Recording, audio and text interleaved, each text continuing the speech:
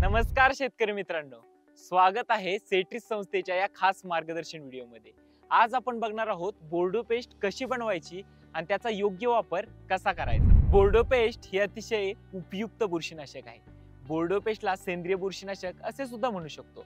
बोर्डो पेस्टमुळे खोडावर येणारी सड, बुरशीजन्य रोग, बॅक्टेरियल रोग किंवा उन्हाळ्यात उन्हापासून संरक्षण सुद्धा होऊ शकतं। त्यासाठी बोर्डो पेस्ट हे खूप उपयुक्त असे आहे। असे हे उपयुक्त बोर्डो पेस्ट कसे बनवायचे आणि त्यासाठी काय काय लागणार आहे ते आपण बघूया।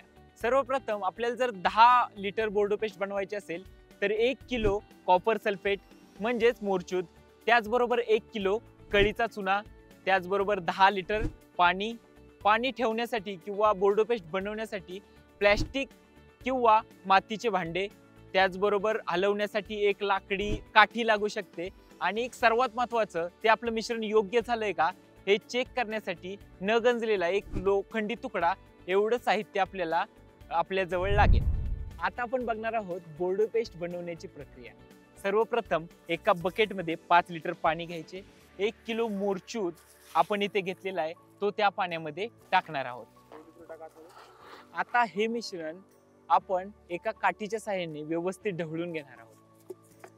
कॉपर सल्फेट पाण्यामध्ये विरघळून घेतल्यानंतर हा चुना आपण पाण्यात टाकून घ्यायचा। चुना पाण्यात टाकल्यानंतर व्यवस्थित ढवळून घ्यायचा। आता हे वेगवेगळे मिश्रण आपण भिजत ठेवले, हे रात्रभर असंच भिजत ठेवायचं आणि त्यानंतर सकाळी ते एकत्र करायचं। रात्रभर ठेवलेलं मिश्रण आता एकत्रित करण्यासाठी तयार झालेलं आहे। तर कॉपर सल्फेटच्या बादलीमध्ये हळूवारपणे आपल्याला चुना त्याच्यामध्ये ओतायचा आहे।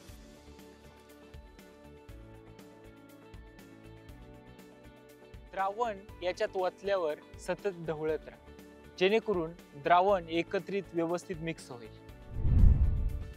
तयार झालेले मिश्रण लावण्यायोग्य आहे का हे कसे ओळखावे, त्यासाठी कोणतीही लोखंडी वस्तू पण त्याच्यावर गंज नसावा जे आपल्याकडे सहज अवेलेबल होते अशी घ्यायची।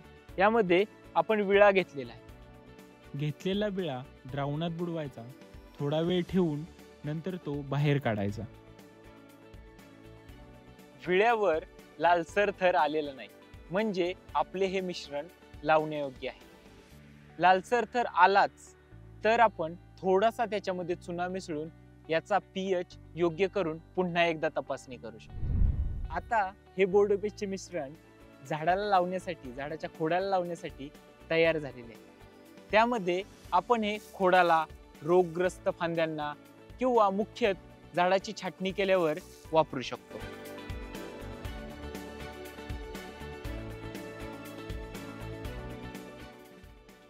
बोर्डो पेस्ट वापरताना काही गोष्टींची काळजी घेणं गरजेचे आहे। त्यामध्ये बोर्डो पेस्ट बनवताना लोखंडी भांडे वापरायचे नाही।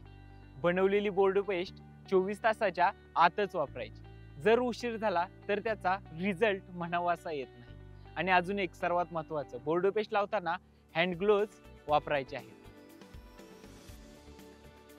हीच आहे बोर्डो पेस्ट बनवण्याची सोपी आणि प्रभावी पद्धत।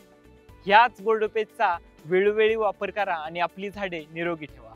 अधिक माहितीसाठी सेट्रीस संस्थेच्या टीम बरोबर नक्की संपर्क करा।